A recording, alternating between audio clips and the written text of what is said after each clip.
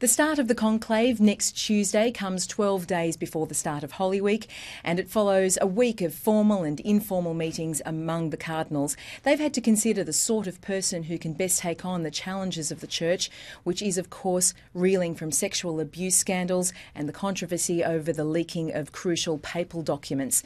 The Vatican spokesman, Father Thomas Resica, says that week of pre-conclave meetings has been time well spent. It's been a great week for all of us, a week of great expectation, but I have to say that I admire the fact that the Cardinals took this whole week to do some serious study, to reflect on things, to also experience the bumps on the road that all of us have experienced through this whole leak business, and to place this high on the agenda of the next government of the Church. So I admire that very much, and I have every confidence that in entering the Sistine Chapel, they're entering that Sistine Chapel next week, early next week, with data, with information, and with a better sense of what the Church needs and who the Church needs. That was Vatican spokesman Father Thomas Resica.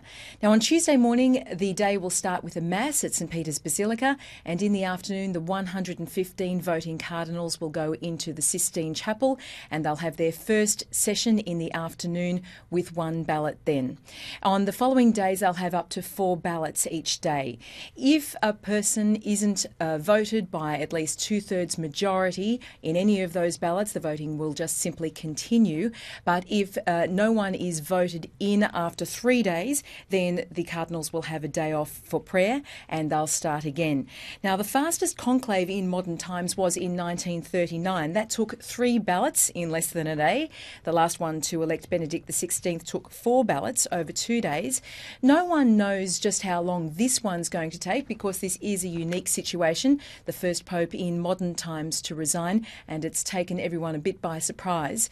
It's thought that the amount of pre-conclave meetings between the Cardinals, which do continue over the weekend, may indicate that they'll have done much of their preparation work before the conclave begins, and that could mean that the conclave itself is a little shorter than might have been expected. And Father Resica gave this hint. The important thing is the conclave is early next week, and I have every confidence that by the end of next week, we might see some white smoke.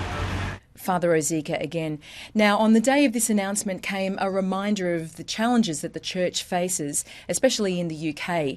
The BBC has uncovered a report from the mid-90s that shows that Scottish bishops knew of 20 allegations of sexual abuse by clergy. The report's author said that he wanted the allegations to be independently investigated, but the bishops disagreed. The file should be made open to an independent group, preferably charged by a judge, to actually look at these allegations and decide, OK, what should happen? Because I was very concerned about their unwillingness to actually expose individual priests who were leading double lives. And certainly there's strong evidence to say some of the priests were out of control sexually. Now, the Catholic Church in Scotland insists that its procedures of following up abuse cases are much better these days.